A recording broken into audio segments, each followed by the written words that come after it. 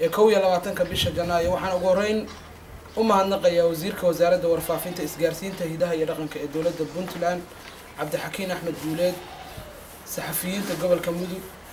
xildhibaanada golaha deegaanka ah iyo maamulka gobolka oo inagala joogo Maxamuud Cabdinuur oo ka wakiila duqa degmada Gaalkacyo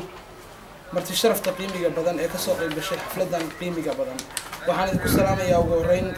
salaanta islaamka assalaamu calaykum wa rahmatullaahi wa barakaatuh maanta waa maalinta saxaafadda Soomaaliyeed 21 bisha Janaayo waxaan aad iyo aad ugu faraxsanahay ka soo qaybgalka xafladan waxaan dhammaan saxaafadda Soomaaliyeed iyo warbaahinta shaqaalaha idaacadaha iyo dhammaan saxaafadda Soomaaliyeed aan u rajaynayaa inay maanta 21 bisha Janaayo ay shaqadooda ku gutaan jawi wanaagsan mudanayaal munaasabadan waxaa soo qaban qaabiyay aan halkaan isugu nimid xarunta BMRC oo ah xarun warbaahineed oo ka howlgasha gobolka Mudug waxaana gacan ka geystay wariyaasha gobolka Mudug oo ay ugu horeeyaan xubnaha jaariyadda Caawin Cabdinaasir caanageel iyo akhyaar kale badan halkaan joogta intaanan hadal ku sii dheeraan waxaan jeclaan lahaa inaan ku furano aayadaha quraanka kariimka oo ah